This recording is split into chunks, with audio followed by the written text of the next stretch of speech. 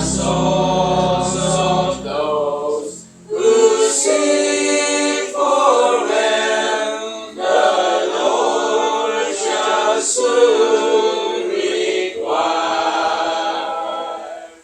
But riches rich are stored above shall never there expire. Fear not, little flock, fear not. Thy Father knows thy need. Fear not, little flock, fear not. He will his children feed. The title of our message today is The Warrior's Weapons in Spiritual Warfare.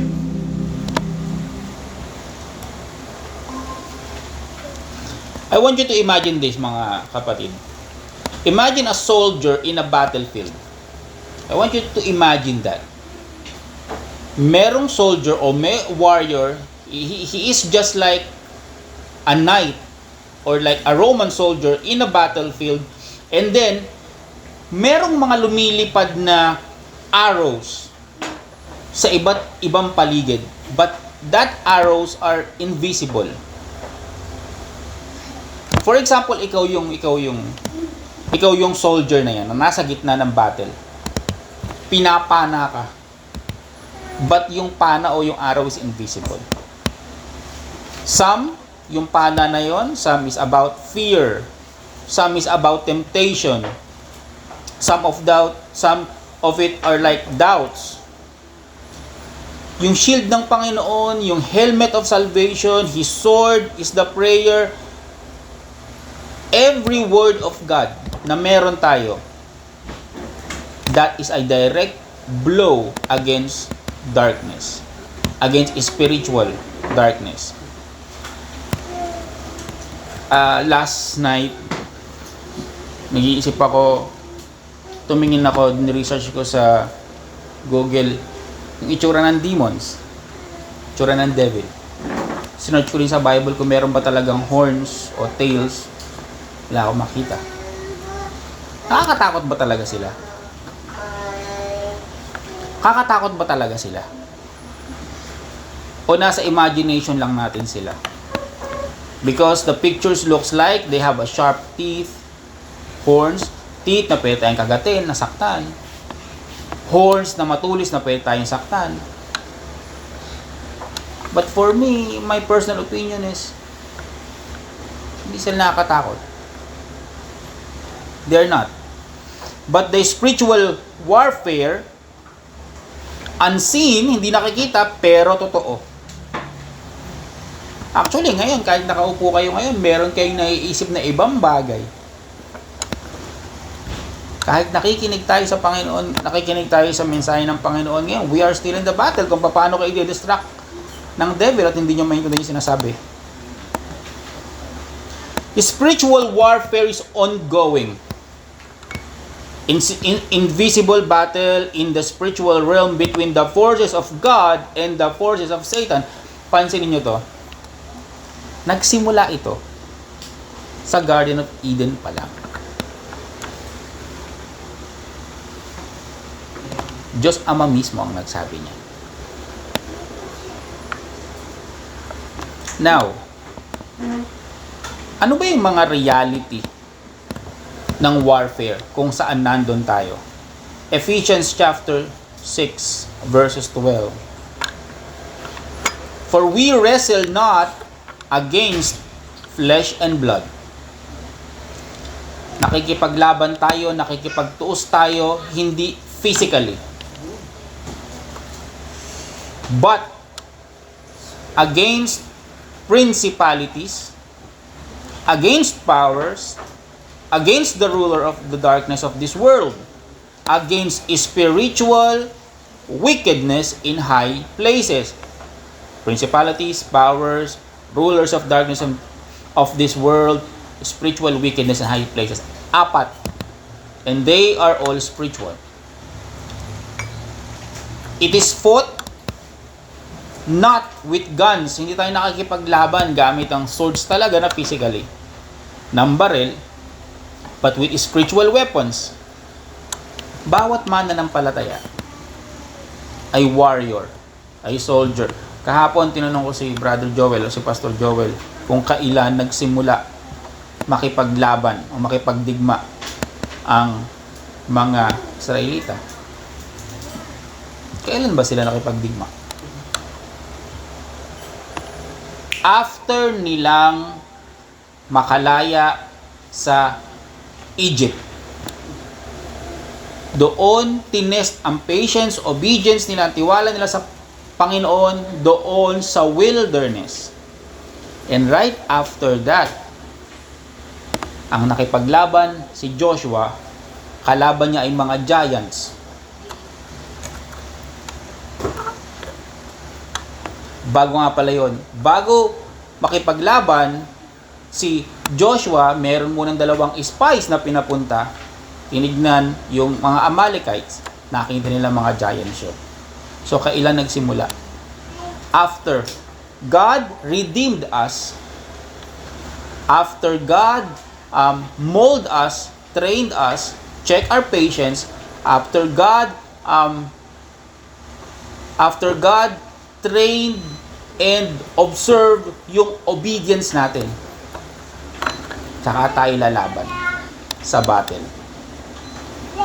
Second, the battlefield of spiritual warfare. 2 Corinthians chapter 10 verse 5. It says there, casting down imaginations. See? And every high things that exalted itself against the knowledge of God, and bringing into captivity every thought to the obedience of Christ. Yung heart at yung mind natin, ito yung battlefield eh. Pansinin nyo minsan, saan ka inuudyukan? Bago mo magawa ang isang bagay, nasa isip mo na yan. The first creation is in the mind. Hindi dito sa physical na. Nag-iisip ka muna bago mo gawin ang isang bagay. Tama, mali? Lahat ng physical things na to ay sa manifestation ng spiritual things na meron tayo.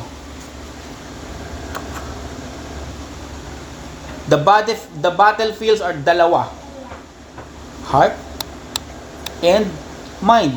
Thoughts, beliefs, desires, decisions. Paano umatake si Satan? Actually, kung paano yung ginawa niya sa Garden of Eden, same thing lang din yung ginawa niya kay Jesus. Satan attacks with lies, accusations, temptations, and fears. Ganun siya umatake. Ngayon ba meron kayong time na nagdadoubt ka sa kakayahan mo? Kapag hindi mo alam yung gagawin mo, ano ba talaga gagawin ko? Ito o ito? Kaya ko ba to? Yung simple lang na ganun. We are being attacked. Dahil, for example, ganito yung ginawa mo, kapag ka ito yung decision mo, ito yung ginawa mo, ang mangyayari dyan, meron niyang outcome. Pwedeng ganito mangyari, pwedeng hindi. Kapag ganito yung decision mo sa buhay, pwedeng ganito mangyari, pwedeng hindi. Spiritual warfare also manifests in the world system and through spiritual host of wickedness that influences culture, governments, and movements. You know, brethren, kahit yung mga leaders sa ating gobyerno, they are being under attack. Meron nga tayong kilalang pastor sa Congress, di ba? But it doesn't show na pastor pala yun. We don't know. Maybe, hindi niya kayang paglabanan ngayon yung matinding battle na meron siya. The enemy. Sino ba ang kalaban natin? Hihimay-himayin natin unti-unti ito. Actually, mahaba to, pero papaigsiin natin. Hihimay-himayin natin. The enemy of spiritual warfare. 1 Peter chapter 5 verse 8. Sabi diyan, be sober. Be vigilant. Because your adversary, the devil, as a roaring lion, walketh round about, seeking whom he may devour. Meron ditong instruction na be sober, be vigilant. Ang kalaban natin 24/7. Alam ng kalaban natin kung sino si Brother Simeon. Alam kung sino si Brother Andre. Pinagmamatyagan kanyang kahit natutulog ka. Alam niya ginagawa mo kahit mag-isa ka lang. If we are a part-time Christian against full-time 24/7 adversary na kalaban, sa tingin mo mananalo tayo doon? Can't be. He is active. Walketh about, seeking. Humahanap talaga siya ng butas kung saan kanya makakain, malalamon. Saan ba mahina itong tao na to ngayon? Saan siya? At minsan, kung saan ka talaga mahina, doon kanya papangalin. Alam niyo yung lion? Pag nakita niyo yung laban ng lion, saan sila unang kumakagat? Dito, di ba? Alam nila eh. Yung vital tsaka yung fatal kung saan kanila kakagatin. Saan ka mapupuruhan. Same thing as the devil. Totoo si Satan, pero hindi siya nakakatakot. Hindi siya yung mukha nasa TV. Hindi ganun. He is real. He was a fallen angel. Kung merong nagbabantay sa ating mga angel, meron ding mga devil na nagbabantay sa atin. Dahil sila, magkakasama sila before, yung 1/3 lang ang na-fall. Pero kung alam kung ano yung ginagawa ng mga 2/3 na angel doon, alam nila yon. For example, me, I was a reservist in Philippine Army. Kung ano yung ginagawa namin before doon, even na wala na ako ngayon doon, alam ko pa din yun. Yung technique nila. Alam ko pa rin how to command, how to give orders, alam ko pa rin yung drills namin, maneuver, how to think, strategize, alam ko pa din yun kahit wala ako doon. Same thing sa devil. Satan is the deceiver of nations, accuser of the brethren, and the tempter of men. Si Satan, yan yung kalaban natin. Not only him, hindi naman siya everywhere eh. Hindi siya everywhere. May mga tauhan yan. So let's say yung mga little demons, si Satan, he leads principalities, powers, siya rin yung nag-o-orchestrate kung paano. For example, I am him. May meeting ko kayo, ganito, diskarte natin dito, ganyan. May mga reporting din yan eh. Because they are armies eh. Same thing as angels. They are armies. They know how to attack.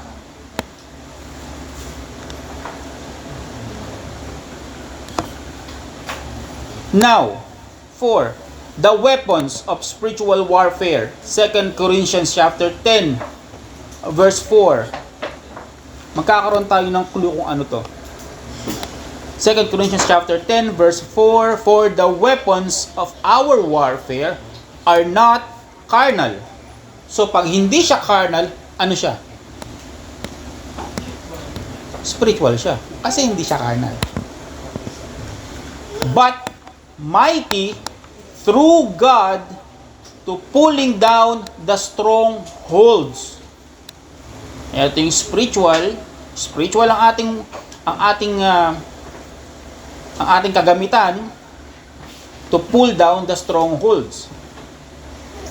Iisa-isa natin yan later on. Sige, 5. What is the purpose of spiritual warfare? Nasa spiritual warfare pa lang tayo, Romans chapter 16, verse 20. Ang sabi dyan, and the God of peace shall bruise Satan under your feet shortly. This is the purpose of spiritual warfare. God will bruise Satan under your feet shortly. Familiar ba to? Sa Genesis. Diba? God allows battle. Alam mo, inaalaw ng Panginoon na minsan marami tayong pagsubok na dinadana sa buhay natin. Why? To display God's power. Our faith may be tested and strengthened. Kapag sinusubok tayo, yung pananampalataya natin, lalo yan lumalakas eh. Actually, depende yun sa tao. Miss, kapag sinusubok ka, the fire that melts the butter is the same fire that hardens the steel. It depends kung ano ka. Butter ka ba? O steel ka? But same fire. May mga pagsubok minsan na ito, same pagsubok yan, pero may mga taong nanlulumo dyan pagkatapos, meron naman tao na lalong lumalakas. But it's not the same. Ginagamit ng Panginoon ng spiritual warfare that Christ may be glorified through our victory. Our victory, pero siya na-glorify. Why? Kasi dala-dala natin siya.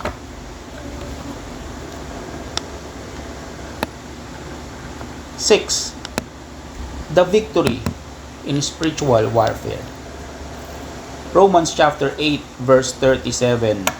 Sabi diyan, nay, in all these things we are more than conquerors through him that loved us. In all these things we are more than conquerors through him. We cannot do it alone, brethren. Siya pa rin na nagpapalakas sa atin. The victory has been secured. Yung victory, nangyari na yan nung namatay si Jesus. Jesus disarmed the ruler of darkness and triumphed over them. But we fight not for victory. Hindi tayo lumalaban araw-araw sa problema para as in manalo tayo. Pero nananalo tayo dahil nanalo na siya.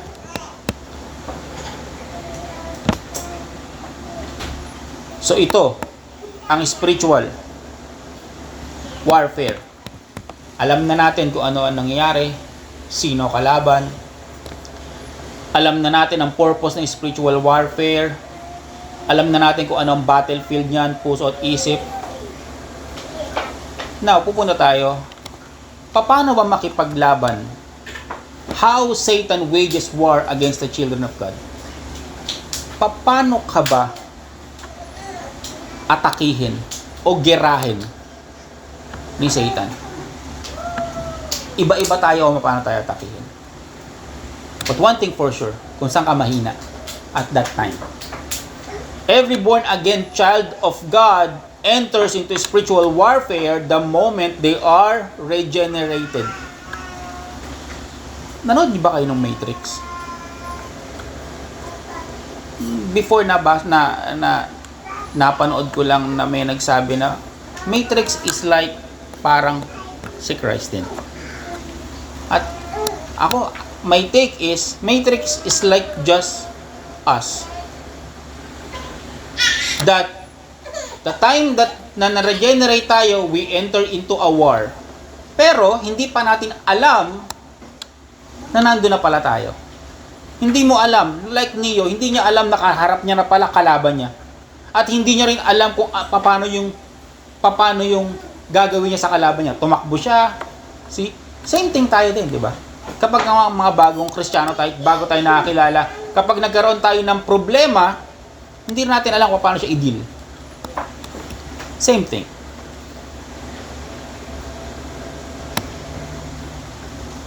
The attacks of the devils are both external and internal.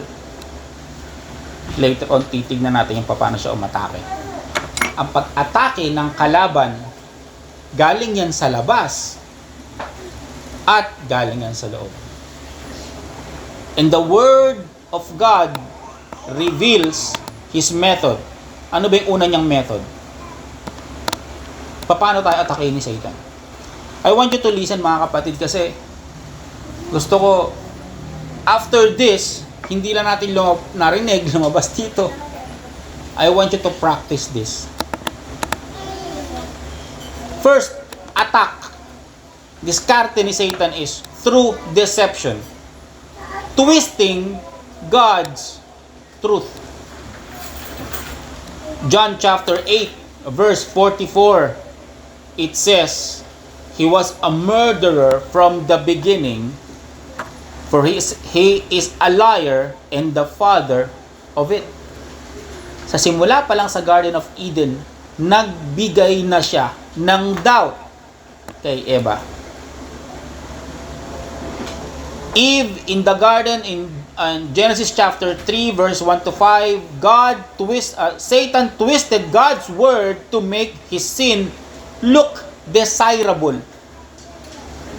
See? Diyan magaling ang ating kalaban. Nagagawin niyang yung kasalanan is desirable. Pag sinabing desirable, what do you mean by that? Kaakit-akit. Diba? Parang ang sarap, diba? Magandang gawin, nakakatuwang gawin.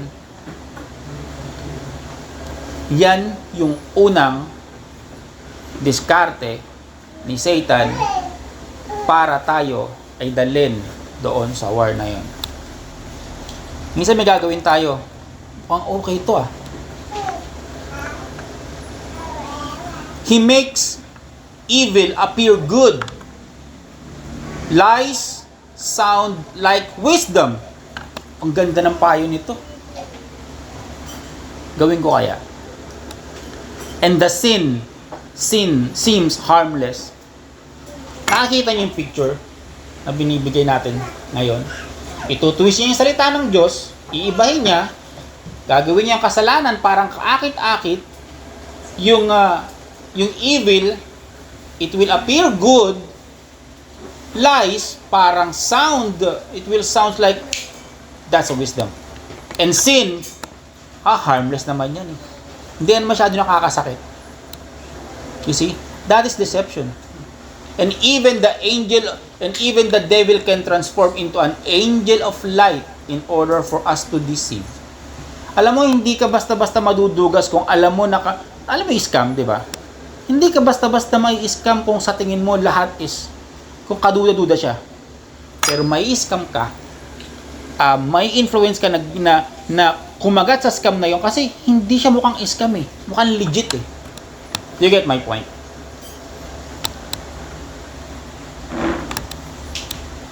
Now, how do we counteract? How do we fight that deception? Ground ourselves in God's Word. Alam niyo mga kapatid, I heard that sabi ng iba, the original sin is ay yung hindi pagkain ng tree of life. Yung hindi pagkain ng tree of life, yun daw ang original sin. But God Himself, ang original sin is actually dalawa eh. Yung pakikinig mo sa asawa mo, sabi to kay Adan, yung pakikinig mo sa asawa mo at yung pagkain mo ng bunga ng truth and evil, ng good and evil. Hindi yung literal na pakikinig mo sa asawa mo ha. Katabi niya si Adan. Si Eva at si Adan magkatabi. Habang si Bon, saan ka nga dito na? Nandiyan ka. Thank you na. So, si Adan at si Eva magkatabi. Andyan ang tree of the knowledge of good and evil, habang si Eva ay dinudugas ng serpent, wala kang narinig kay Adan na pinagtanggol niya ang Diyos, na pinagtanggol niya ang katotohanan.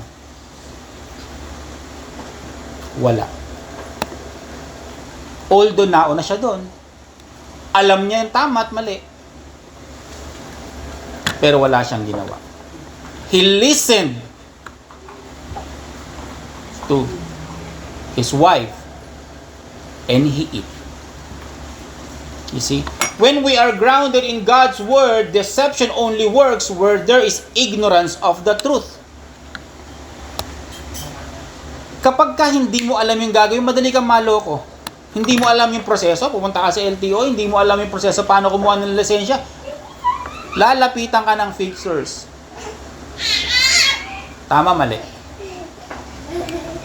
Sasabihin sa'yo ganito, ang bayad ganito, pero hindi pala. Deception only works where there is ignorance of the truth. Kapag alam mo yung truth, hindi ka madaling ma-deceive. Hindi ka madaling maloko. Kapag alam mo yung proseso, hindi ka madaling ma-scam. Ako na-scam na before. Madala na ako. So instead na magtanong ako muna mag-aalamin ko muna. Kapag hindi ko alam, tatanong ako mismo, diretso sa mismong tao. Second, dito tayo na how Satan wages war against the children of God. Pangalawa, ganito yung isa pa sa mga strategy ni Satan, through temptation, appealing to the flesh. Yung una, through deception. Ito twist niya yung God's truth. Second, through temptation, appealing to the flesh. 1 John chapter 2 verse 16.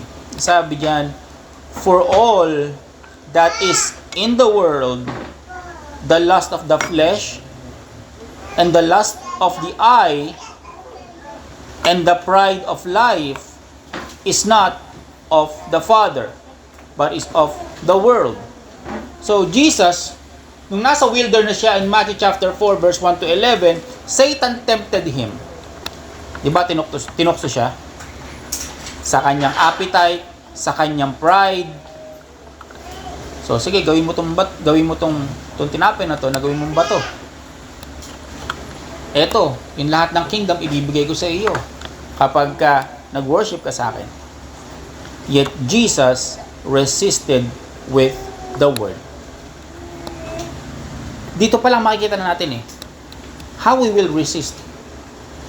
Paano mo i-oppose ang devil? Ang devil, hindi naman yung actually yung napapanood natin na nararamdaman natin na nagpaparamdam dyan sa gilid-gilid Meron talagang ganon. Sabihin na natin. Okay? Pero yung devil na kalaban natin, ito yung naririnig natin. Ito yung nararamdaman natin. Na alam natin na hindi sa Diyos. Na nakakapagpa-weak sa atin. Nakakapagpaduda sa atin. Satan lures believers to lust, greed, power, and shortcuts to bypass God's process. We have God's process. Pinag-aralan natin yun before. Kaya yung mga ganid, yung mga ganid sa pera, sa kapangyarihan, I believe they're under the spell or under attack by the adversary. Hindi natin alam kung yung isang kilalang nasa Congress hearing is, hindi natin alam kung anak siya ng Diyos. Diba? Kahit marami siyang luxury cars, hindi natin alam kung anak siya ng Diyos. Na baka under attack lang siya. We can't judge. We can resist the temptation. James chapter 4 verse 7. Ano sabi doon? Submit yourself therefore to God. Resist the devil and he will flee from you. Kapag nag-submit ka sa Diyos, inopose mo yung devil, aalis yan. Simple. How do we enter in a spiritual realm right now? Paano tayo makaka-enter ngayon sa spiritual realm? Simple lang, kapatid. Pumikit ka lang. Nandun ka na.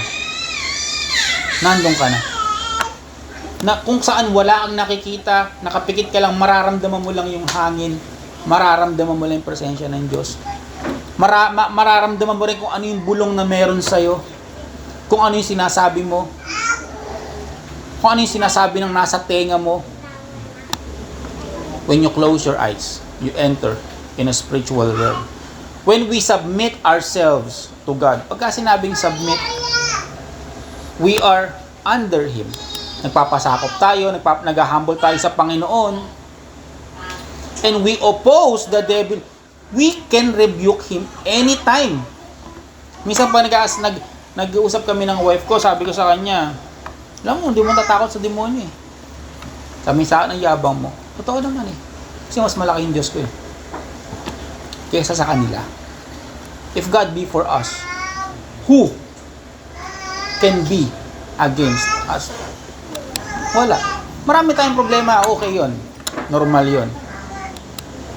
Pero merong God's process, marunong tayo maghintay, and we know how to fight the adversary, and we have a bigger God. Sa tingin mo may makakatalo pa sa atin? We are more than conquerors through Him. Also, another strategy of Satan, it is through accusation, condemning the saints. Revelations chapter 12, verse 10. For the accusers of our brethren is cast down, which accuse them before our God day and night. See? 24/7 to. Ganun niya tayo akusahan. Like Job. Job chapter 1 verse 9 to 11. Ano ginawa ni Job? Satan accused Job of serving God for selfish gain. See? Inaakusahan niya tayo. Alam mo yon? He reminds you of your past. Eto. Maganda to. Magnifies your failures and whispers that God cannot forgive us.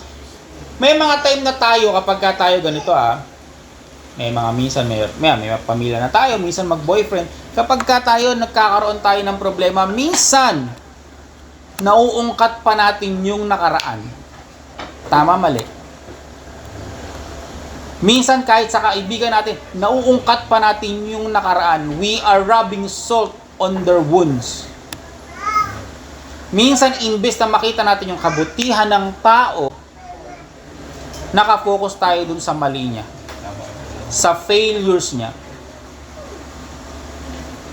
At minsan, ikaw kung kailan alam mo na humingi ka na ng tawad sa Panginoon, alam mo na pinatawad mo na ang sarili mo, may darating pa, ipapamukha pa rin sa iyo yung kasalanan mo. Tama ba yun? That's the work of Satan. At sana hindi tayo yun sa kapwa natin na nakaraan na yun, na ginawa ng ating kapatid, asawa, magulang, kaibigan o kung sino man yan, huwag sanang tayo mismo yung magpapamuka sa maling nagawa nila. Ilalagay sa magnifying glass yung pagkakamali nila. At parang lumalabas, hindi ka pinatawad ng Diyos. Huwag sana tayo yung ganun. If ever na tayo naman ang dumadanas ng ganun, let us be reminded na that person is under spiritual attack. Kaya, alam nyo mga kapatid, we don't need to judge people. Masarap sa PB kasi hindi tayo judge ng people. Even sa election. Sabi nila unfair ang Diyos. Pero the truth is hindi. Hindi tayo nag-judge kasi baka itong tao na to, anak yan. See?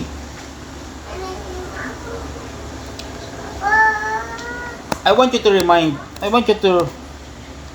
be reminded, brethren, that there is now no condemnation to them which are in Christ Jesus. Tapos na 'yon. Kung pinatawag kayo ng Panginoon, okay na 'yon. Tapos na 'yon. Huwag na nating ibalik pa. Another tactics of our adversary is through division, splitting the body of Christ. Meron ba dito na, for example, na nakakaramdam ka na itong tao na to, ito makaka-divide ng church? The Bible said, mark them that cause division, because that person that cause division, they are the target of Satan. Hindi lang ito simpleng bagay.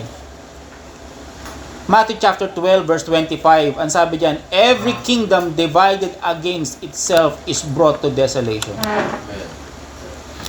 So kung itong primitive Baptist made-divide ng ilang beses na divide, it will not stand. Hindi ito titindig. Hindi tayo dadami. Hindi tayo lalakas. Tulad sa mag-asawa, sa magkapatid, we need to check first. Bago natin sabihin, ito bang gagawin ko? Ito bang sasabihin ko makakapag-divide sa aming mag-asawa o magkapatid? O mag-unite kami? Ito bang attitude ko? Ito bang behavior ko? Will it cause division? O ito ay mag-unite? Always think of that.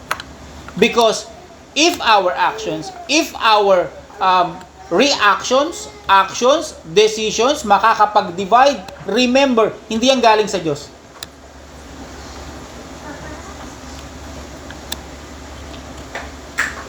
Kapag ang decisions natin can hurt others, hindi yan galing sa Diyos. Corinthian church in 1 Corinthians chapter 1 verse 10 to 13. Pride and party spirit divided them. Ang pride nakakapagpa-divide. Tulad ng sabi ko sa iyo before, Brother Andre, kapag nagkaroon kayo ng problema ng kapatid mo at isa sa inyo may pride, kahit ilang taon hindi kayong papansinan. That's one of the tactics of our adversary. Satan uses offense. Pinag-usapan na natin dito sa pulpit before that the offended brother is harder to win than a strong city.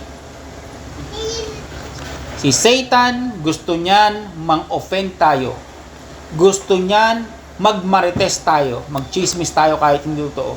Gusto niyan magkaroon tayo ng pride and unforgiveness to weaken the church from within. See? Alam nyo, ang target kasi ng ating kalaban is family. Whether it is our own family, mag-asawa, whether it is our extended family, kasama yung mga pinsan, lola at lola natin, at higit sa lahat, yung family of God. Alam nyo, ang Diyos, gusto niya yung family eh. Kaya nga dyan si Adam and Eve. Family. But the first na target ng serpent is the family. Doon niya tayo tinitira. How to counteract that? Be a peacemaker. Matthew chapter 5 verse 9. Be a peacemaker. Dahil kapag ang isang apoy hindi agad na apula, it can destroy. Pursue unity. Maganda yung nangyari kahapon doon sa ginawa nila pastor. They do that to unite, to enlighten again, and also forgive quickly. The other tactics, nasa introduction pa lang tayo The other tactics of our adversary, kung paano siya makipagdigma sa atin, is through fear. Paralyzing faith. Di ba kapag takot ka, hindi ka makakilos? Minsan pagtakot ka, nakakalimutan mo na ang Diyos. Minsan pagkatakot ka, nagdududa ka na. See? 2 Timothy chapter 1, verse 7, it says, "For God hath not given us the spirit of fear, but of power, and of love, and of sound mind." Hindi niya tayo binigyan ng takot Hindi. Ang takot at ang doubt magkatabihan sa pagtulog. Pero binigyan niya tayo ng power, ng pagmamahal. Ayan, may clue na kung ano yung isang weapon ng spiritual warfare. And of sound mind. Bakit sound mind? Kapag ka-unstable tayo sa mind, hindi mo alam kung anong gagawin mo. Hindi mo alam kung anong susunod na gagawin mo kasi unstable ka. But God give us a sound mind. Kung, for example, we have unstable mind, hindi ka makapag-desisyon. Which one? This one or this one? You need to pray. Puro yun lang naman ang cure lahat Ano ba gagawin ko? Ano ba ipapagawa nyo sa akin? Anong susundin ko? The Lord will instruct us. Sabi sa Psalms chapter 2 verse 8, sabi diyan, "I will instruct you and teach you in the way you should go." Tuturuan kita kung saan ka pupunta. See? Ngayon yung mga driver hindi na nahihirapan na mag-navigate. Kasi meron ng ways. Ituturo niya sa'yo kung saan ka pupunta. How much more God? Ituturo niya sa'yo. I will instruct you and teach you in the way you should go. Kahit yung gusto mong puntahan, tuturuan ka pa ng Panginoon dyan. Sige. Ito gusto ko para sa'yo. Ito gusto mo. Sige, tuturuan kita dyan. Pero at in the end, malalaman mo, hindi yan yung gusto ko para sa'yo.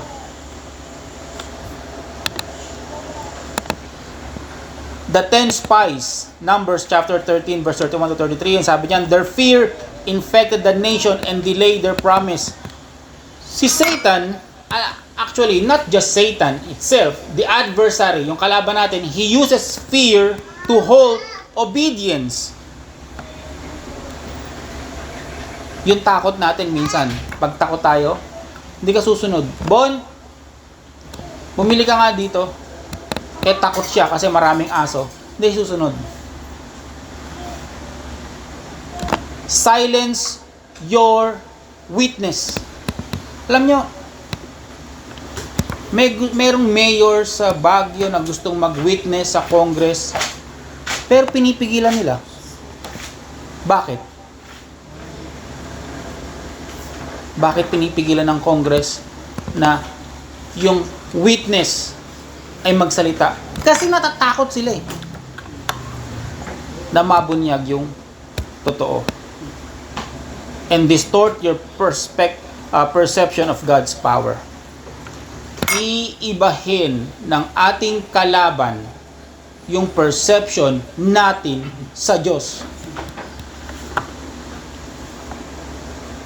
Meron siyang ituturong bagay na hindi talaga yon ang Diyos. Talaga bang sinabi niya na mamamatay ka kapag kinain mo to? Talaga ba? How to counteract that?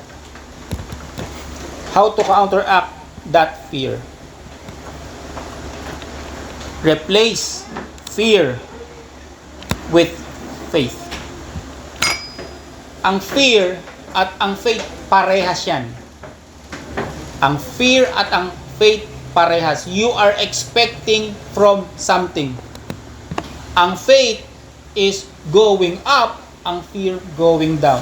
Habang natatakot ka, you are attracting negative things to come to you. Kapag ka naman faithful ka, you are expecting God to give what you want or to help you. It's positivity. Pero you are expecting from nothing. Ganun yan eh. Parehas yan. Pray. Declare God's promises. Meron akong nabanggit before sa preaching na, sige, nagdududa ako sa Diyos. Sige. Isipin mo na lang yung mga nagawa niya before sa buhay mo. Ano na ba yung mga napatunayan ng Diyos sa buhay mo? Meron na ba? Kung meron na, doon ka tumindig. Marahil nasa bagong pagsubok ka na hindi mo pa nako-conquer. Pero marami ka nang nalagpasan. Stand on God's promise.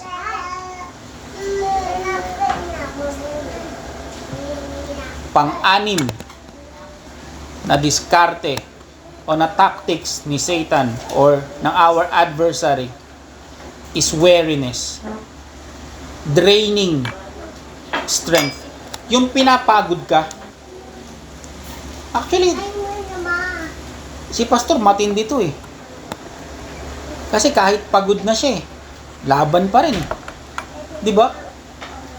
Nakakapagod sa ministry. Nakakapagod mag-Bible study, nakakapagod mag-preach, nakakapagod mag-absorb ng problema ng member, nakakapagod mag-maintain ng church. Nakakapagod. Galatians chapter 6 verse 9. Let us not be weary in well doing. For in due season, we shall reap. We shall definitely reap if we faint not. See? Isa sa mga tactics na atake ng ating kalaban is pagurin ka hanggang sa mawalan ka na ng gana. Hanggang sa malusaw na yung church. Hanggang sa mawala na yung Bible study mo. Hanggang sa mawala na yung devotion mo. Hanggang sa hindi ka na umattend. Hanggang sa hindi ka na mag-pray. Hanggang sabihin mo na, Primitive Baptist ba ako? Anak ba talaga ako ng Panginoon? Elect ba talaga ako? But in the Bible says, let us not be weary in well-doing. Dahil sa likod niyan, we shall reap. Pag sinabing shall, definite yun. Pero may condition, if we faint not. Satan wears down saints with constant pressure. Pipisain ka niyan ng kalaban. Ididistra ka niyan. At papagurin ka niyan. So ito ngayon ang interest ko. Later on, mapupunta ako sa political interest. Later on, pupunta ako sa mga ganitong interest. Hanggang sa lumalayo ka na ng lumalayo, hindi mo alam kung nasan ka na. Hanggang sa mapagod ka. How to counteract that? Ito, pinarich na natin before. Isaiah chapter 40 verse 31. Rest in God's presence. Ang pahinga mo, Diyos. Sa Kanya ka magsusumbong pag pagod ka na. Why? Because He will renew your mind through His Word. And you can draw strength from prayer. Para ang agila. Sa Kanya ka uhugot ng lakas ulit. Walang iba. Wala. The world will drain us. Papagurin tayo ng mundo. Sa Diyos lang tayo makakasumpong ng kapahingan. Actually, iba yung rest every nandito tayo. Magkakasama tayo. Konting kwentuhan, yun. makita natin ang isa't isa, iba yun eh. May lakas ulit tayo next week. The last tactics of Satan, our adversary, through pride. Through pride, opening the door to destruction. Proverbs chapter 16 verse 18, ang sabi diyan, pride goeth before destruction, and a haughty spirit before a fall. Diyan magsisimula ang ating pagbagsak sa pride. Hirap na tayo, ayaw pa nating humiram sa kaibigan natin. Hirap na tayo, ayaw pa nating lumapit sa kakaibigan natin.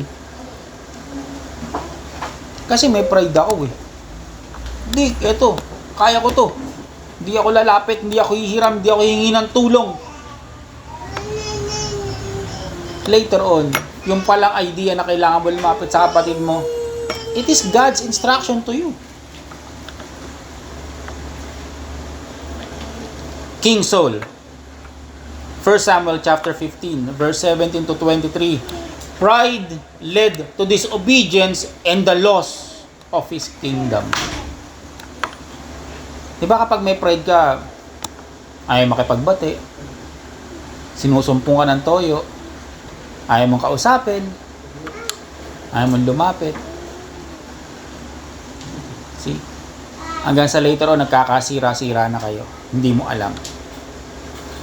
Satan tempts believer to rely on their own strength. Hindi, kaya ko yan. Kaya ko to. And glory in their own works. Parang si Nebuchadnezzar. Hindi, gawa ko yan eh. Akin yan. How to counteract that? Alam nyo, nakakapagod yung tayo yung tinitira. Pansinin nyo. Ano ba yan? Lagi na lang ako yung tinitira nito ah. Lagi na lang ako yung sinusubok. Pwede ba akong gumante? Oo naman. We can fight back the enemies. We can fight back Satan. We can fight back the demons. We can. Pero hindi mo yung katulad ng susuntokin mo siya. No. Iba ang pamamaraan sa spiritual. Sabi nga ni Jesus, di ba, pag sinampal ka sa kanan, bigay mo ng kaliwa. Yung pagbigay mo ng kaliwa, it's a fight back. Pero sa atin, parang kawawa na tayo. No, no, it's not.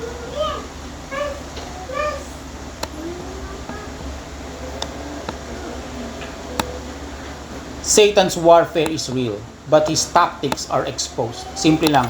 Deception, temptation, accusation, division, fear, weariness, pride. Ulitin ko. Deception, temptation, puro man siya na. Accusation, division, fear, weariness, and pride. Popost ko to later. Ito yung main strategies niya. Yet, the Word of God gives us the armor. Not only that, and weapons to stand victorious. Ulitin ko yung verse kanina, yung key verse. Ephesians chapter 6 verse 12. For we wrestle not against flesh and blood. Hindi ito physical but against principalities, against power, against ruler of the darkness of this world, against spiritual wickedness in high places. This verse reveals true nature of our spiritual warfare, not physical. Hindi, but spiritual. Isa-isahin natin kung ano yun. Kanina, hinihimay-himay na natin Kanina, ano yung itsura ng isang soldier? Ano ang spiritual warfare talaga? Paano umatake ang ating kalaban? Now, sino-sino ba sila? Principalities. In Greek word, the Greek word ng principalities is archai, which means beginning, or ruler. Ito yung mga kalaban who holds territory influence over nations and regions. Ano ibig sabihin ng Kuya Bay? Ito yung mga chief, high-ranking demonic forces. Ito yung mga general ni Satan na may hawak ng spiritual territory. Ito yung prince ng Persia. Ito yung prince ng Greece. Daniel chapter 10 verse 13. Gusto ko basahin niyo yan nasa bahay. Daniel chapter 10 verse 13 ang sabi diyan. The prince of the kingdom of Persia resisted the angel Gabriel, indicating a territorial demonic prince. Nagpray si Daniel. Narinig ng Diyos. Pinababa si angel Gabriel. Pero hindi siya agad nakababa eh. Doon pa lang sa ere.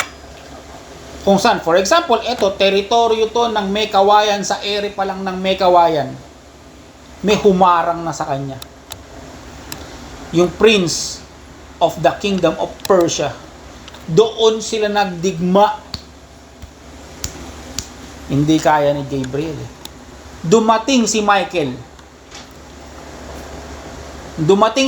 Tsaka lang nakababa si Gabriel. Inabot siya ng 21 days para dalhin yung answered prayer kay Daniel. See? Sa bawat bansa meron. Kaya pansinin nyo sa Old Testament magbasa kayo, bakit laging may digmaan iko-conquer ng Israel? Ito. Tumingin kayo sa likod nun, hindi lang siya basta conquering. It's the battle of the gods. Kaya nga takot yung mga nasyon nung marinig lang nila na yung Red Sea nahati eh. Dahil makapangyarihan yung Diyos nyo eh. Yung Diyos na si Dagon, yung Ark of Covenant, dinala doon sa tent ng Diyos na si Dagon. Kinabukasan, nakaluhod, nakayuko yung Dagon doon sa Ark of Covenant. See? There is a war above. Hindi natin nakikita. At yung mga kalaban natin, kaya nilang mag-influence physically. Kaya nilang ma-influence yung mga physical na bagay. Paano, Kuya Bay? Noong ang mga apostol ay nasa bangka kasama si Jesus, yung wind ang nag-cause sa waves at sa storms. Kahit basahin niyo yun, the wind. At ano ang nirebuke ni Jesus? Yung bandagat? Hindi. Yung storm ba yung nirebuke? Hindi. The wind. At ang ating kalaban is the prince of the power of the air. Ang principalities, sinasabi dyan sa Ephesians 6 and to 12, against principalities, mga higher ranking officer yan, ni Satan. Sumunod, powers. The Greek word is exousia. Ito yung mga may mga jurisdictions tsaka may mga authority into the kingdom of darkness. Example, ito yung mas, ganito yan eh. Sa military, merong mga ranks. May 4-star general, may 3, pababa. Sa angelic being, meron din. And even the fallen angels, meron din sila. Why? Kasi doon din sila galing eh. Noon lang din nila ipapattern kung meron sila. So itong powers na to, which is exousia, ito naman yung nagmamanipulate una sa government. Mga ideology, even our personal circumstances against the kingdom of God. Kaya yung sinabi ni Pastor kanina na nag-separate yung church and states. Kasi yung states, yung government, nag-o-oppose yan eh. Sa kingdom of God, meron din doon. Iba pa yung sa ating personal, iba pa yung sa mga higher places na yun, iba pa yung nasa area, ang dami nating kalaban.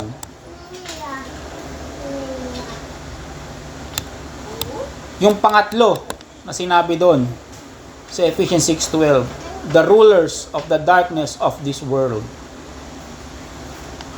Sa Greek word nun is kosmokratores, world rulers or lords of these ages. In John chapter 12 verse 31, sabi diyan, John 12:31, Satan is called the prince of this world. Meaning, he exerts temporary influence over systems of darkness. Ito yung mga demonic forces that spread and maintain spiritual blindness, ignorance, falsehood, wickedness throughout society. So nakita nyo kung paano siya ibinaba from the air, yung principalities, sunod yung powers, ito naman yung mga nasa government system tsaka ideologies, yung rulers of the darkness of this world, ito naman yung mga false teachings, yung mga ignorance at yung mga wickedness throughout society. From top to bottom, ang galing talaga ng Bible eh. Pang-apat na kalaban natin, spiritual wickedness in high places. Merong mga spiritual forces na hindi natin nakikita na kalaban natin. Colossians chapter 1 verse 16 reminds us as that thrones, dominions, principalities, and power exist in the spiritual realm. Mga kapatid, itong preaching natin medyo mahirap to. Mahirap. Paul is saying our real battle is not with humans. Hindi natin kalaban yung kapwa natin, but with structured, organized, spiritual forces of evil na kayang i-manipulate yung isip natin, yung decision natin, yung puso natin para gumawa ng mali at magkasala sa Diyos. Huwag nyo isipin na ito yung mga nakakatakot nasa TV. Hindi iyon yun. They are forces. These dark powers manipulate circumstances. Kaya niyang mag-influence ng leaders. Kaya niyang mag-promote ng sin. At kaya niyang labanan yung work of God. Napipicturation niyo ba yung nakikita ko? Kung ganong katindi yung kalaban, na kapag hindi mo alam yung gagawin mo, part-time Christian lang ako, talo ako dyan. Alam na natin kung ano ang itsura. Binibigyan ko kayo ng recap para hindi tayo mawala. Alam na natin ang itsura. Kung ano ang itsura ng isang soldier ng Diyos. Alam na natin kung ano bang spiritual warfare. Paano umatake ang ating kalaban. Paano yung mga tactics niya. Ano pa? Ano mismo yung mga kalaban natin? Ngayon, saan ba sila umaatake? Ang pag-atake ng kalaban ay galing sa labas at sa loob. Brethren, not every attack comes from the same direction. Yung kalaban natin, hindi lang yan umaatake sa isang bagay. Hindi. Some can crush us from the outside while others creep in from the inside. Paano yun, Kuya Bay? Alam niyo yung, let's say, I want you to imagine yung isang city na may strong fortified wall. Okay? City yan. ancient city na may mga wall. Kapag yung mga kalaban, aatakihin yan galing sa labas, may papanain yan, may sisibatin. Nanood kayo ng 300? 300? May sisibatin, may papanain, merong ball of fire na hahagis, tatamaan yung wall para bumagsak. That is from the outside. Pero mas matindi yung from the inside. Kasi yung inside doon magsisimula yung may espiya sa loob. Alam mo yung Trojan horse? Na pumasok yung isang kabayo. Hindi nila alam kasi akala nila gift. Yung kabayo, yung pala, may mga nasa loob nun. Na nung kung kailan lasing na yung mga tao, tsaka sila lumabas. Ang atake, mga kapatid, ng kalaban, sinabi ko lang kung paano yun, kanina umatake, galing sa labas at galing sa loob. Now, let's talk about outside attack when the enemy are from without. Satan and his forces often assault us from the outside through circumstances like persecution, temptation, and pressure. Sample, si Job. Job was attacked from the outside. Ano ba yung tinira kay Job? Anak, kayamanan, ano pa? Katawan. From the outside, inatake siya. Galing sa labas, inatake siya. Pero alam nyo, the word of God assures us. Basahin yung Job chapter 1 verse 10. Ang sabi diyan, ito mismo ang sabi ni Satan sa harap ng Diyos. Hast not thou made an hedge about him? Sabi niya, wala ba siyang fence o hedge? Wala ba siyang bakod sa kanya na nakapaikot? Sabi niya, wala ba siyang bakod doon sa bahay niya? Wala ba siyang bakod sa kaliwat kanan niya in every side? See? Hindi ka ma-atake ni Satan kapag may bakod ka ng Diyos eh. Kapag yung atake mo galing sa labas, tapos ikaw may bakod ng Diyos, ikaw, bahay mo, ari-arian mo, anak mo, lahat, you cannot be defeated. God Himself places hedges of protection around His children. Hindi lang yan kay Job. Hindi lang yan kay Job. Sa bawat anak natin, mamaya, meron pa. Even when the enemy wanted to strike, he cannot go beyond what God allowed.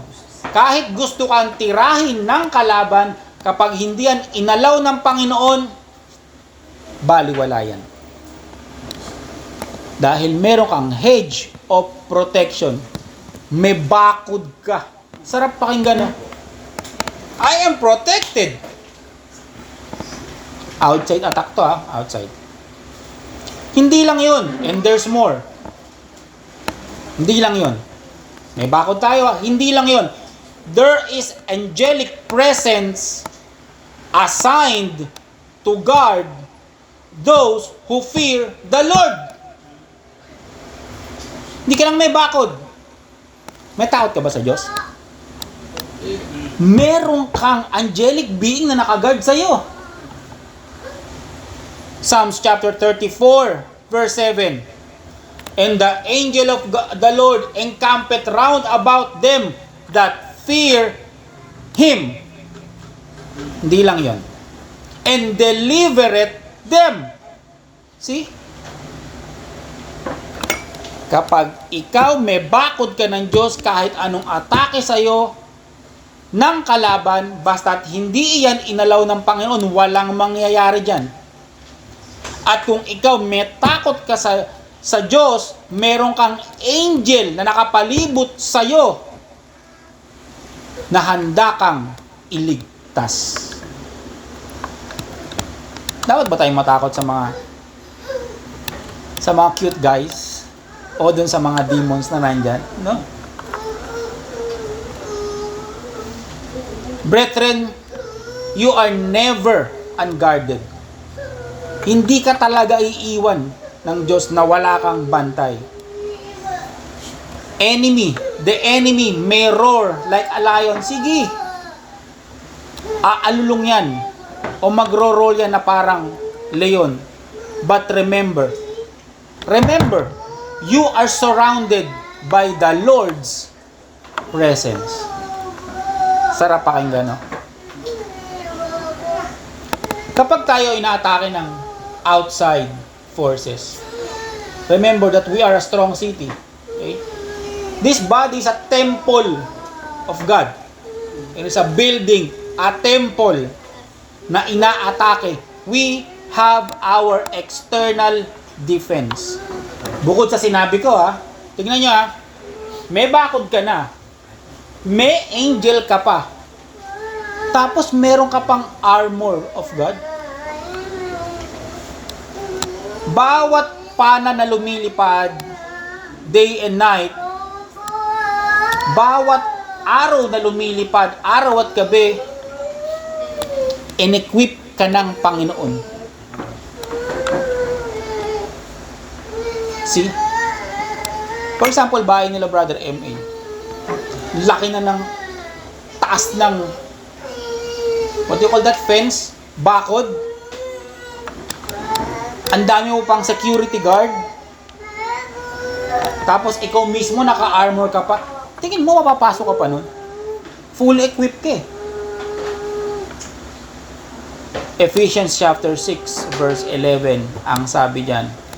Put on the whole armor of God. May action word dito Sabi ng wife ko, nung nagme-meditate kami niyan, sabi niya, lahat ba ng anak ng Diyos merong armor? Oo. Sabi ko, pero hindi lahat nakasuot. Kasi may action kang gagawin eh. You need to put on. May armor ka. Kaya lang, lupay-pay tayo sa problema kasi hindi mo sinusuot eh. Diba? Baka marahil meron kang problema ngayon, hindi mo lang sinusuot yung armor na binigay sa iyo ng Diyos. Put on the whole. Hindi lang ito isa lahat. Put on the whole armor of God that ye may be able to stand, na makakatindig ka against the wiles of the devil. Outside attack, titirahin sarili, pamilya, lahat ng meron ka, may fence ka, may angel ka. Kapag ka naman ikaw ang tinira, put on the whole armor of God. Hindi isa lang. Mga kapatid, ang armor ng Diyos, puro pang harap eh. Helmet of salvation, breastplate of righteousness, shield of faith, kalasag of faith, belt of truth, shoes of the gospel of peace, and the sword of the Spirit. Napaka-essential nito. Ito yung tinatawag na divine uniform. To resist the fiery darts at Satan. Isipin mo, naka-uniform ka? Yung mga sundalo ba naka-uniform? Yes, they are. At wala silang panlikod. Kasi ang totoong sundalo ng Diyos, hindi tumatalikod sa laban. Kapag tumalikod ka, tatamaan ka. Kaya kailangan harapin mo yon, salagin mo ng sword, harapin mo yon, salagin mo ng shield of faith. Do you get my point? Outside attack pa lang ito. Hinihimay-himay natin Outside attack cannot destroy you without God's permission. What if Kuya Bay tinira yung kabuhayan ko? Marahil yan ay inalaw ng Panginoon na mangyari. At meron kang kailangan gawin. Baka nakakalimot ka na. The devil may touch your possessions. Pwede. Shake your circumstances. At bulungan ka ng mali. But he cannot cross the hedges. Hindi makakapanaig ang kalaban doon sa bakuran unless God allows it. Maliwanag tayo doon sa outside attack, ha? Outside attack, kasama yun yung trabaho. Anything outside of you, outside attack yun. Ito matindi. Inside attack. When the enemy is within. This is the most dangerous battles. Are not always those that roar outside. They're often the silent war raging within our hearts. Ito yung battle na nasa loob natin. Satan is a deceiver, and the flesh is a traitor that often opens the gates. Galatians chapter 5 verse 17. Sabi diyan, for the flesh lusteth against the spirit, and the spirit against the flesh. And these are contrary one to the other, so that you cannot do the things that you would. Yung flesh, kalaban yan ng spirit. Kaya nga minsan the spirit is willing, but the flesh is weak. Naglalaban yun. Yung katawan, lupa natin, yung desire natin, doon sa spirito. Paano yung attack from within? Sa loob. Una, the flesh. The old nature that wars within. Actually, nasa atin pa rin yun eh. Kasi hindi pa tayo glorified body. Even after we were born again, the flesh remains active. Nagkakasala pa rin tayo. Its desires, its impulses, its old craving. Sabi nga rin, di ba, pagka tayo ay anak na ng Diyos, hindi na tayo nagkakasala, ang effect nun sa langit yun. Eternal yun. Pero tayo, since nandito pa tayo sa lupa, temporal, nagkakasala pa rin tayo. Pero ang parusa natin is dito. Yung kasalanan natin na makakapagpapunta sa atin sa impyerno, kinuha na yon ng Panginoon. But nasa old nature pa rin tayo. Before I preach this Santa Rosa, na doon sa Genesis, nung sinumpa ng Diyos yung ahas, ang sabi doon, kakain ka ng dust. Now, ang katawan natin are made from the dust. Our flesh. So habang nabubuhay tayo dito sa mundo, ang flesh na ito, isa ito sa target ng ating kalaban. Nakakita na ba kayo talaga ng ahas kumain ng dust? Kahit nag-search ako, hindi eh. Kasi hindi siya literal eh. Pride rises up and resist humility. Flesh to Kapag ka nagli-lift up yung pride natin, nire-resist nito yung pagiging humble natin. Sa Proverbs yun, chapter 16, verse 8. Yung lust blinds the eye and corrupts the heart. Alam mo, kapag ka may lust tayo, nabubulag tayo niyan, at yung ating puso, nadudumihan. Manonood ka ng ganito, manonood ka ng ganito. Anger festers and turns into bitterness. Kapag ikaw meron kang konting galit kung kanino man, hindi mo iyon naalis, magiging bitterness yun. Mapupuot ka na. The enemy outside may tempt, but the flesh inside that entertains it. Alam nyo,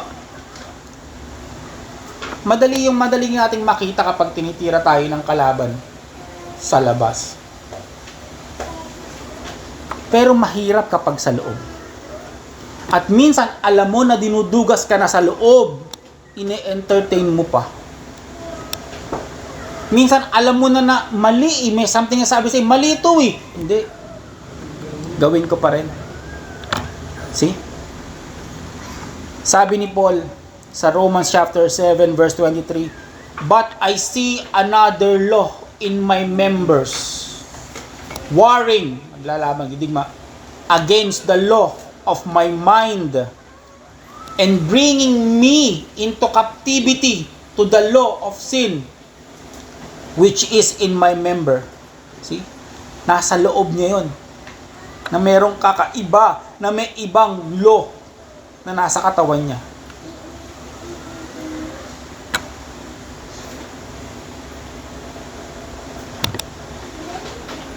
Pangalawa, inside to inside attack. The mind. Kanina, flesh. Second, the mind. The battleground of thoughts. Dito napapasok yung duda, yung takot, yung discouragement. There are the darts that lodge into our minds and multiply. Ibig sabihin, kapag ikaw may duda ka sa isang bagay, lumalaki yan eh. Kapag binigyan ka ng duda ng kalaban sa'yo at ginarab mo yun, unti, palaki ng palaki yun. Nagmumultiply yun.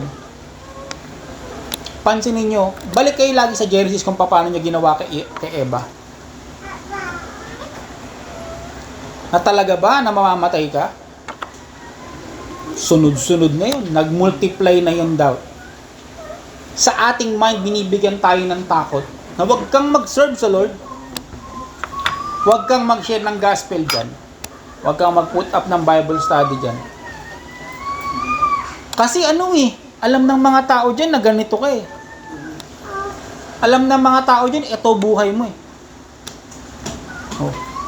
Kapag ka nag-share ka ng dyan, nag-share ka ng gospel dyan, nag-Bible study, sisilipin nila buhay mo. Pag nag-preach ka, sisilipin nila buhay mo. Kapag ka ikaw, nag-online ka, nag-post ka sa Facebook ng message ng Panginoon, nakikita nila, nag-aano ka, sabi, kilala ko yan eh, ganito yan dati, ganito yan eh. The mind is our battleground. Kapag kayan doubts, fear, discouragement, pumasok yan sa utak mo, you will question God's goodness. Did God really say, Genesis chapter 3 verse 1, sabi niya, talaga bang sinabi ng Diyos? Kapag doon pa lang nagsimula na, nag-i-inject na yan ng doubt sa'yo.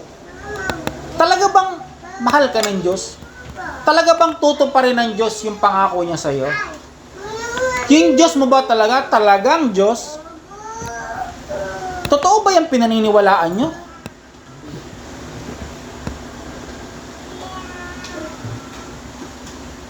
Fear paralyzes action. Pag takot ka, hindi ka makakakilos. Condemnation makes you live like a defeated soldier. 2 Corinthians chapter 10 verse 4 to 5, for the weapons of our warfare, binanggit ko na to, are not carnal. It means spiritual, but mighty through God to pulling down the strongholds. What does it mean, Kuya Beng? Yung spiritual weapon natin, to pull down the strongholds. Paano ibig sabihin nun? Alam nyo, kapag ka nag-creep ina sa atin yung duda, nag-creep ina sa atin yung takot, nag-creep ina sa atin yung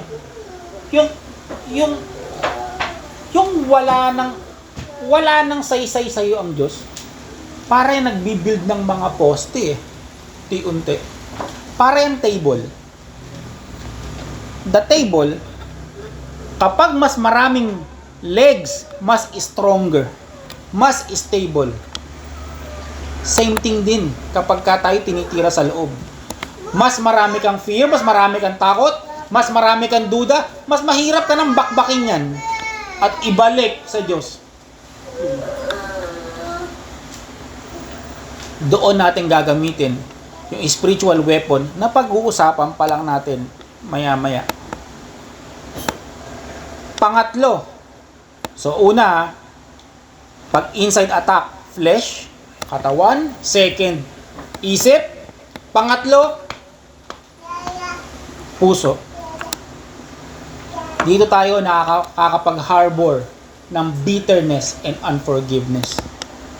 Unresolved hurts becomes open door to Satan. Kapag ka merong kang galit sa kapwa mo, kapag na-offend ka sa kapatid mo na hindi nyo pa nare-resolve, open door yan para diyang katirahin. Sample, ako may nakagalit akong pastor o may nakagalit akong preacher o kahit member, sabihin ko, yun na umati. Nakikita ko lang yun. Yun ang umatin. Alis na lang ako dito sa PB. At later on, mawawala na ako. Kahit sa samahan nyo, magkakaibigan kayo, magkaroon kayo ng katampuhan, separate ka na eh. At kapag yan nangyari sa atin dito, sa church setting, open attack tayo. Ilalayo ka sa Diyos, mababarkada ka sa iba. Si prodigal son, di ba nagkaroon siya ng hurt na hindi agad na resolve? Kaya yun, pakalayo-layo siya. Dami niyang problema. Unforgiveness, mga kapatid, blocks prayers. Ikaw ba kapag may kasalanan sa iyong kapatid mo, hindi mo pa nakapatawad, nakapag-pray kang mabuti? You can. The heart, when infected, becomes the devil workshop inside a believer's life. Tindi, no? Kapag ka ikaw inatake ka sa puso, devil's workshop pala to eh. Diyan ka i-manipulate, diyan ka i-distract. Kaya meron tayong breastplate eh, of righteousness. And Proverbs chapter 4 verse 23, ang sabi, keep thy heart with all diligence. Bantayan mo yan. For out of it are the issues of life. Itong heart na to, actually, hindi naman to literal na heart eh. Ito yung subconscious mind natin eh. Na kung ano yung nasa puso mo, gagawin mo yan. At kapag mali yung nasa puso mo, yun yung magiging buhay mo. Kung ikaw ang nasa puso mo, kagustuhan mo mag-addict, magiging addict ka. Kung ikaw ang nasa puso mo is puro karumihan o puro kasamaan, gagawa ka ng krimen, makukulong ka. See? We need to guard our heart. Now, another one na inside attack. Meron na tayong flesh, mind, heart, spirit of complacency. Pag sinabing spirit of complacency, kampante ka na. Alam mo yun? Yung minsan, yung gigil mo sa Panginoon, yung sigasig mo, nagdadry. Na-try nyo ba? Ako na-try ko yun. Tagal nga eh. Yung sigasig ko sa Panginoon, nag-dry. Ang tagal. Na umiiwas na talaga kahit Bible study makarinig ako. Dumating sa point na nandun kami sa training sa call center gabi. Nagkaroon ako ng kaibigang ateista. Hindi ako naniniwala sa kanya. sharing time lang kami. Ano ba paniniwala mo? Ganyan. Ah, okay, sige. Tapos, later on, yung trainer namin, nag-Bible study bigla. Sabi ko, ayoko ng ganyan eh. Nung time na nanlalamig na ako nun, ayoko niyan. Doon ako sa dulo. Dulo, hindi ako nakikinig. Na parang, kumbaga, sige, kung kailan ka nanlalamig, titignan natin. Ayokong makarinig kung ano man yun. Hindi mo pwedeng gumanito, overacting ka naman, no, di ba? Darating sa point, may pupunta sa ganito, ganyan, magkakaroon ng Bible study, sasakay ka sa bus, sasakay ka sa jeep, may nagpipreach na ganito, makakanig ka ng Christian song. Dumarating sa point na ang mga anak ng Diyos na lalamig, nawawala ng sigla. Some attacks come not with noise. Minsan ang atake hindi yan sa mga maiingay na bagay, kundi ito yung parang kang hinehele na nililibang ka na parang inactive ka. Naranasan nyo naman lamig sa Diyos? Naranasan nyo ng walang prayer life? Naranasan nyo ng umiwas sa Diyos? Isa yan sa mga atake sa loob na dumating yan sa buhay natin. Pasalamat nga tayo, dito tayo eh. Amen. Diba? The greatest battle are won not when the devil is defeated outside. Meron tayong kasama diyan eh kapag ka galing outside ang atake, andiyan ang fence, andiyan ang angel, andiyan ang armor. Nananalo tayo when the flesh is subdued inside. Kapag natuturuan mo yung flesh mo, natuturuan mo yung isip mo, natuturuan mo yung puso mo, at ikaw mismo kaya mo magningas para sa Diyos. Doon tayo nananalo. And now, ito na mismo yung main topic. Tagal na. The warrior's spiritual warfare. Hulaan nyo kung ano to ha. 1. Love. Ito yung gagamitin mong weapon against sa mga spiritual attack ng demons laban sa'yo, sa buhay mo, whether it is outside or inside. Pero mas applicable to inside. Love. The sharpest weapon. Love, the sharpest weapon, ito yung una. 1 Corinthians chapter 13 verse 8, sabi diyan, charity never faileth. Ang love hindi lang yan emotion, hindi yan yung ligawan, hindi yan yun. It is a deliberate, powerful weapon of the spirit. Ito yung weapon that can distract the schemes of division. Ito yung weapon na kayang labanan yung ginagawang tactics ni Satan ng division, ng bitterness, resentment, at revenge. Kapag ka nakakaramdam ka na ng meron kang hatred, nagbibuild ka na ng wall, kapag ka nakakaramdam ka na ng may nagde-divide na sa family natin etong samahan namin mag-asawa, magkaibigan, medyo nagkakaroon na ng divide Spiritual attack to. Paano mo labanan yon? Love. Alalahanin mo kung paano kayo nagsimula. Alalahanin mo yung pagmamahal mo sa kapatid mo. Kakaiba ang Diyos eh. Baligtad siyang mag-isip talaga sa atin. Kung paano siya mag-isip, iba talaga sa atin. Kapag tayo nakakaramdam na ng galit na magdi-divide sa atin, use our love weapon. Paano natin na-apply yun, Kuya Bay? For example, sa marriage or family, when offense arise, kapag naka-offend tayo sa kapamilya natin, kaibigan, o sa asawa natin, choose forgiveness. Choose love. Alam nyo, Yung pagmamahal sa asawa, hindi naman araw-araw love mo asawa mo eh. Hindi araw-araw. Kapag na-offend natin ang kapwa natin, choose forgiveness. For example, paano natin ito ma-apply sa ministry o sa ating trabaho? Respond to criticism with gentleness instead of sharp retaliation. For example, merong naninira sa'yo. May naninira sa'yo malala sa trabaho. Sinisiraan ka, binebetray ka. How to use this love weapon?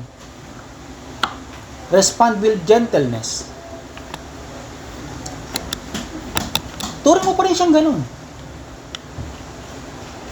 Instead na bawian mo siya, gantihan mo siya. Alam mo, ang hirap nito. Mahirap. Isang weapon pa lang yan, mahirap. Choosing love is not weakness. Hindi yan yung love na jojowain. Hindi yan. Yung pagmamahal mo bilang kapatid. May iba't iba tayong love.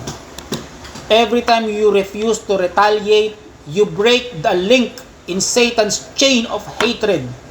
Na kapag sinampal ka, ibigay mo pa yung kaliwa, love yun. Yung love na yun, yun daw yung puputol dun sa kadena. Kadena ng galit ni Satan. Every act of kindness where hatred is expected becomes a strike with the sword of the Spirit. At hindi yan pagmamahal na yan. Love covers the multitude of sin.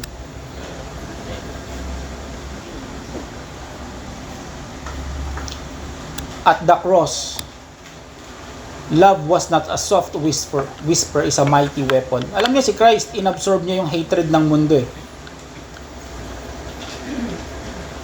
By answering unfailing love. Kaya pagka yung John 3:16, ang paborito ng lahat, hindi lang yung John 3:16 na nire-recite mo. Malalim yun. Yung act of love, binidisarmahan niya ang kalaban. Love, ang unang weapon. Second, joy. It's an inner weapon that disarms the enemy's discouragement. Kapag nade-discourage ka na, you need joy. Kapag inaatake ka na ni Satan ng discouragement, use this weapon. It is rooted in the unchanging character. Ano purpose nun? Paano siya i-apply, Kuya Bay? In seasons of loss, kapag nawalan ka, kailan ba nawawala ang joy? Sometimes kapag nawalan ka, rehearse God's faithfulness instead of pain. Kapag ka nawalan ka, kung ano man yan, whether pamilya, possession mo, nawawalan ka ng galak sa puso mo, i-replay mo sa isip mo kung paano naging faithful sa'yo ang Diyos. I-replay mo yan. Lord, ganito mo ako pinagpala noon. Ganito. Practice gratitude. Kapag ka nade-discourage ka, yan kasing attack ni Satan eh. Pagdating sa joy, aatakihin ka, i-discourage ka niya. Hindi mo kaya yan. Mali ka dyan. Hindi mo yan magagawa. When you use the weapon of joy, you need to practice gratitude. Alam nyo, yung konting pasalamat sa ibang bagay, nakaka-encourage yun eh. Lord, thank you dito ha. Oy, tingnan nyo yung magkaibang reaction. Binigyan kayo ng cellphone, pero hindi iPhone. Ito ang unang reaction. Ano ba yan? Bakit di yan iPhone? Mamimigay ka lang. Hindi pa iPhone. Ano yung feeling na nagbigay? Diba? Ikaw na nga yung binigyan eh. Yung isang reaction, binigyan ng cellphone, wow! Thank you! Hindi, ito nga lang yung binigay ko, 64 GB lang yan eh. Hindi, thank you talaga. May cellphone na ako. Diba, ang sarap sa pakiramdam? Kapag ka nadi-discourage tayo, practice gratitude. Count blessing instead of complaints. Maliit yan. O malaki. Bigayan ng Panginoon. The man will receive nothing except it is given from above. Joy is a decision before it is an emotion. Alam nyo, decision yan eh. Try nyo. Makatanggap ka ng isang bagay. Try nyo lang. Makatanggap ka ng isang bagay kahit piso lang yan. Mag-isip ka. Matutuwa ba ako sa piso na to? O sabihin ko, kuripot na nagbigay. It is a decision before maging emotion. Sa joy na yan, it is focusing to God. It is focusing on who God is, not what is missing. Alam nyo yung masayahin, nakakahawa. Yung mahilig magpasalamat, nakakahawa yan. So, ang pangalawang weapon natin is joy. Pangatlo, kapag inatake ka ni Satan ng confusion, hindi mo alam yung gagawin mo, you need to use the weapon of peace. May idea na ba kayo kung ano yung sinasabi kong anong to? Mga weapon. Kapag inaatake ka na ng confusion, hindi mo alam gagawin mo, anong decision ang gagawin ko? Ito ba? Ito? Tama ba to o mali? Use the weapon of peace. Philippians chapter 4 verse 7, ang sabi diyan, and the peace of God, hindi yung peace of man, no. And the peace of God which passeth all understanding shall keep your hearts and minds through Christ. Kanina, itong hearts na to at itong minds na to, ito yung battleground eh. Tama ba? Pero kapag tayo, meron tayong weapon of peace, covered lahat yan. Peace is not passive. It is a fortress built by God Himself around your heart and mind. So, yung peace, pag sinabing fortress, ito yung, ano sa Tagalog ng fortress? Ito yung parang panangga o parang fence na pumoprotekta sa puso at isip mo. Kasi peaceful ka. Sige, kahit anong mangyari sa mundo, alam ng Diyos yan. Hindi ko alam ang mangyayari bukas.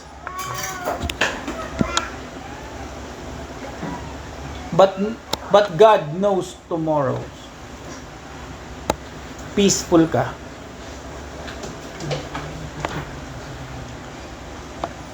Jesus calming the storm. As the disciple, habang nagpapanik yung disciple, tumayo si Jesus at ang sabi niya sa wind, peace, be still. Kahit yung mga alon, sumunod. Yung takot ng mga apostol na uwi sa paghanga sa Diyos. See? Kapag tayo, peaceful tayo, kahit anumang tira sa atin ng kalaban para magkaroon tayo ng confusion at doubt o ng worry, meron po kaming peace, meron po kaming Prince of Peace. How to apply that? Yang weapon na yan. Paano mo yung gagamitin laban sa kalaban? Yang peace na yan. Kapag ikaw ay nagwo-worry, kapag ikaw ay may anxiety. Philippians chapter 4 verse 6, be careful for nothing, but in everything, in prayer and supplication. Again, sabi niya, no, with thanksgiving, let your request made known unto God. Huwag kang mag-alala sa lahat ng bagay. Maging payapa ka. Magpasalamat ka. Ipag-pray mo sa Panginoon. Hilingin mo sa Panginoon. So, kapag tayo nangangamba para sa gagamitin natin bukas, gamitin natin tong sandata na to. Yang kapayapaan. Konti na lang. Peace does not mean the absence of problem. Hindi ibig sabihin wala ka ng problema. Pagpayapa ka, it means God rules within you even when the battle rages outside. Ito yung maganda sinabi ni Jesus. Listen, brethren. Peace I leave with you. My peace I give unto you. Not as the world giveth, give I unto you. He is the Prince of Peace at siya ay nagbibigay ng peace sa atin. Pang-apat na sandata. Alam niyo na to, Siyam to eh. Siyam. Diba? Pang-apat, long suffering. Kapag ka ikaw pinoprovoke ka na magalit, pinoprovoke ka na ng kapitbahay mo na lumaban, magalit, sumagot, we need to use this weapon of warfare, which is the weapon of long suffering. Ano yung long suffering? Pasensya to eh. Mahabang pasensya. Long suffering. Ephesians chapter 4 verse 2, with all lowliness and meekness, with long suffering, forbearing one another in love. Yung long suffering, it doesn't mean waiting. It means patience, endurance with a godly heart. Yung mahaba, yung pasensya mo. Alam mo, si Satanas, mahilig yung mag-provoke eh. Mahilig yung mag-insulto, mag-delay, minsan hindi na parang hindi na just. Tuloy sa nangyayari ngayon, hindi na just yan eh. Yung nangyayari ngayon ha, sige, talon muna tayo sa current events. Yung nangyayari ngayon, parang nakakaramdam tayo ng hindi yan tama, hindi yan karapat-dapat. Kami, nagbabayad kami ng tax, tapos kayo, ganito gagawin nyo, lulustayin nyo. Diba? So, kapag yung mga anak ng Diyos, kasi may provocation yan eh. Pag ngangalitin ka yan eh, ano mangyayari? Magkakaroon ulit tayo ng people's power. For how many na? Pupunta ba tayo doon? Tulad ng ginawa ng Indonesia, makikipag-away tayo? Masaktan lang tayo. Tamaan tayo doon ng pillbox. Patay tayo, kawawa mga anak natin. Satan loves to use provocation and insults, injustices, and mga delay para i-push tayo to become anger, para i-push tayo na magkaroon tayo ng decisions na hindi tama at magkaroon tayo ng broken relationship. And that long suffering na gagamitin natin as a weapon, ito yung mag-shield sa atin para i-block lahat yun. See? Kakaiba. Binigyan tayo ng fruit of the Spirit pagkatapos nating ipanganak sa Espiritu, hindi para lang yan mamunga. Hindi. Yung bunga ng Espiritu na yan sa Galatians chapter 5 verse 22 to 23, ito yung mga weapons na pwede mong gamitin na hindi alam ng iba.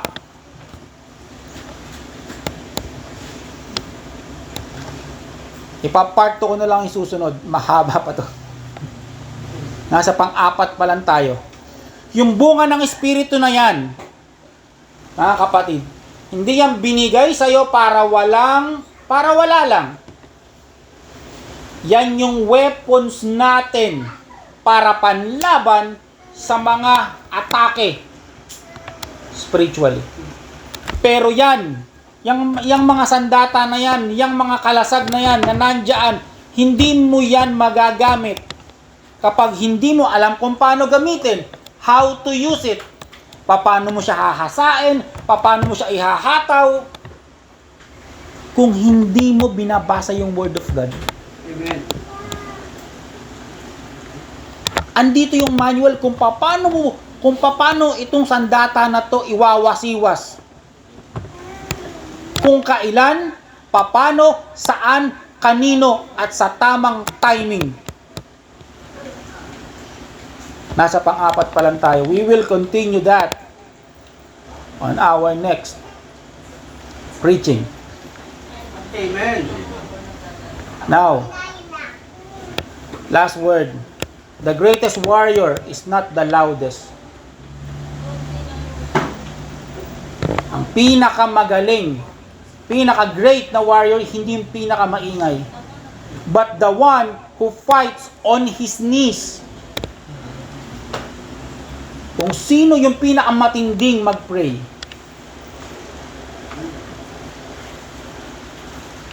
At ang pinakamabisang weapon na meron tayo ay yung sword of the Spirit.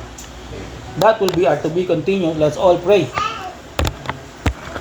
Ama namin Diyos, mga pangyarihan namin Panginoon, maraming salamat po ngayong umaga sa mensahe, Lord, na pinagkaloob niyo sa amin. Sa ngayon, Panginoon, tulungan niyo po kami, turuan niyo po kami, Ama, na manalo sa araw-araw naming digmaan from outside and from within, Lord. Hindi namin to kaya, Ama, kung hindi nyo kami tutulungan. Tulad, Panginoon, ng mga battles ng mga Israelite. Kapag wala kayo, Panginoon, kapag ang presensya nyo ay hindi namin kasama, hindi namin to mapapagtagumpayan.